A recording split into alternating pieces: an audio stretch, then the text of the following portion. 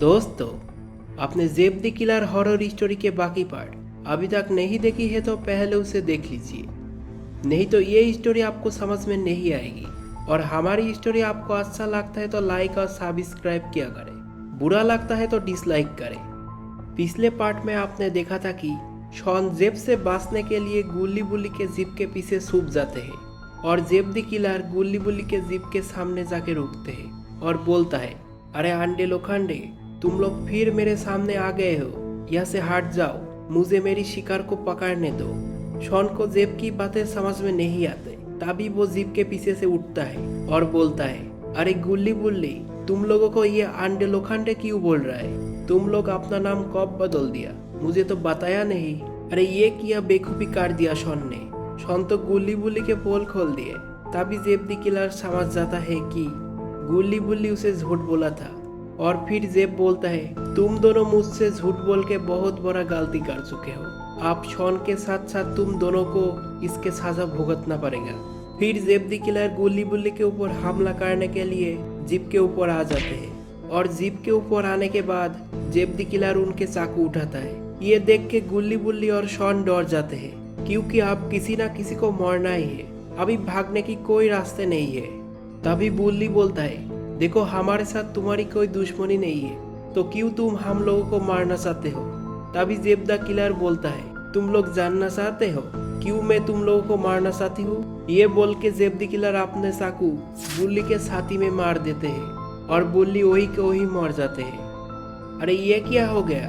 बुल्ली तो अब गुल्ली और शॉन को छोड़ के जा चुका है। जेब द किलर के ये हरकतें देख के गुल्ली को बहुत ही गुस्सा आ जाते हैं और वो जेब द किलर को बहुत ही जोर से घुसा मार देते हैं और जेब द किलर सीधा नीचे गिर जाते हैं। लगता है जेब द किलर को आप सुताए होगा गुल्ली के हाथों। गुल्ली जीप से नीचे आ जाते हैं और जेब द किलर को मारने के लिए उसके सामने जाते हैं। गुल्ली जेब के सामने जाते ही जेब द किलर बहुत जोर से गुल्ली को लात मार देते हैं और गुल्ली बहुत दूर जाके गिरता है। ऐसा लग रहा है गुल्ली भी आज नहीं बचेगा जेब के हाथों से। तभी गुल्ली उठकर खड़ा हो जाते हैं और जेब को मारने के लिए दौड़ लगा देते हैं। अरे ये किया, गुल्ली तो फिर जेब से पिट गया। लगता है इस बार जेब द किलर गुल्ली को मार के ढेर कर दिया।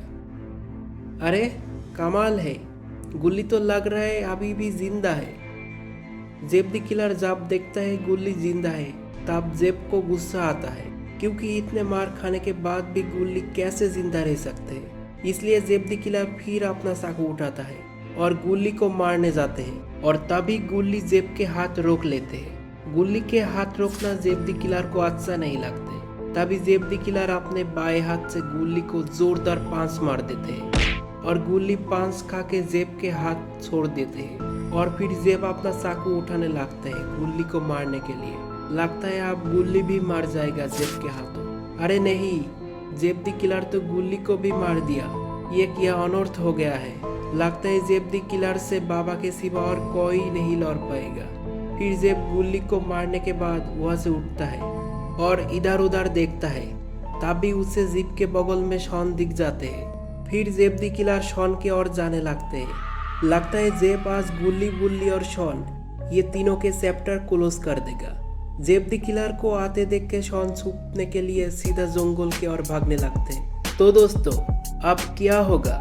शॉन को बचाने के लिए बाबा आएगा या नहीं, ये आप कमेंट में जरूर बताइएगा।